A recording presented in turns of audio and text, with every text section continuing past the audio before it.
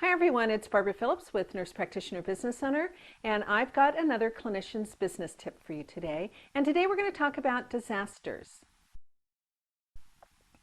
Okay, so let's talk about disasters, but before I go into them, I just want to say this.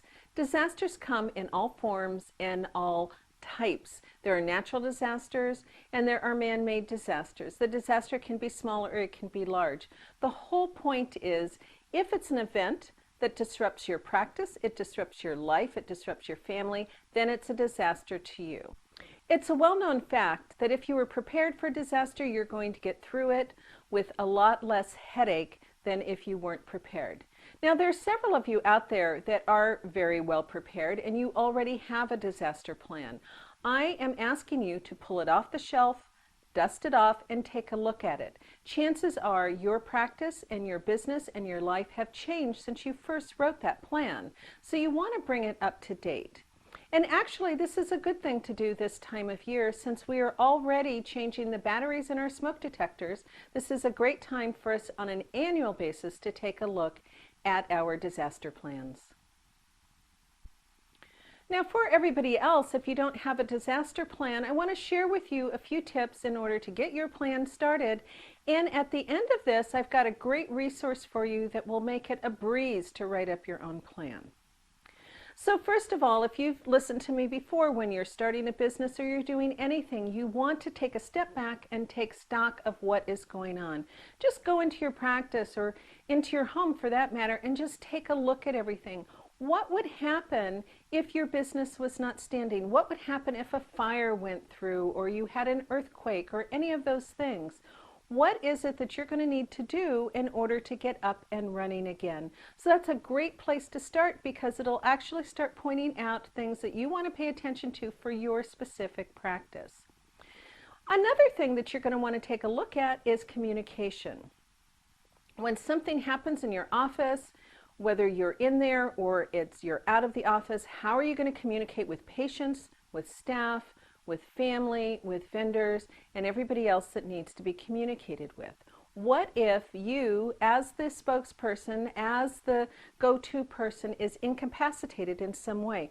Who is going to pick up the pieces? So you want to keep that in mind as well. Another thing that you want to keep in mind is location.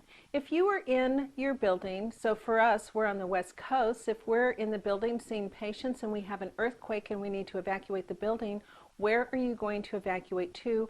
What needs to be taken with you?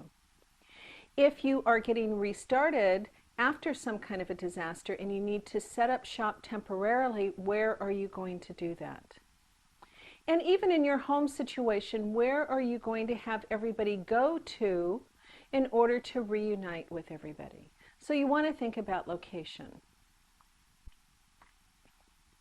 Another thing that I've talked about most recently is data.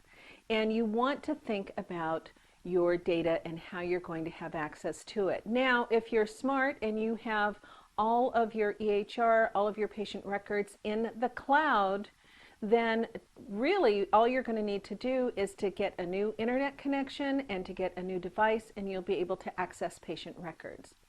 But if you're one of the people that have your data on a hard drive or on a server somewhere in your office and that building is destroyed, unless you have redundant backups and you have them stored several places off-site, you're not going to be able to get your data. I highly suggest that you get it into the cloud so that you'll have access to it when you need it. And we all know that after any kind of a disaster, we have patients that need to be seen and cared for as soon as possible. Now, one more thing that you're going to want to think about, and that is during the recovery of a disaster.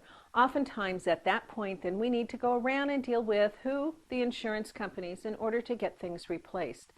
And if all of your files that had your receipts, it had your licenses, it has your serial numbers and all of that kind of stuff, if it's in a filing cabinet someplace that happened to be either burned down, destroyed, or flown miles away in a tornado, you're not going to have access to that.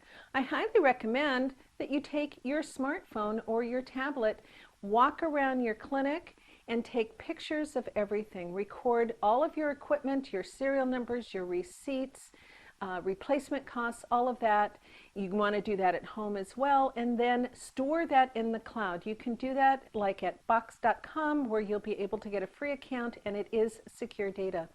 So if you do that, when it comes time to dealing with those insurance companies, it'll be a piece of cake because you'll have all the documentation that you need. So those are just some places to get started. Now, where was that resource I was telling you about? Well, it's very simply www.ready.gov.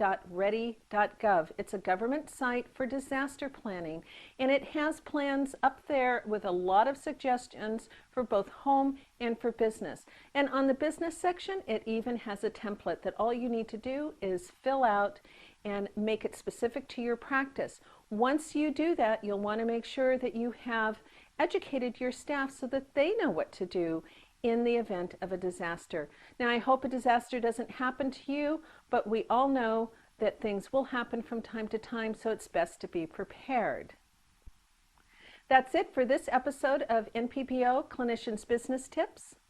Now, for those of you that are currently affected by our most recent natural disaster, we are wishing you a quick recovery and sending blessings to all of you. So thank you, and bye-bye now.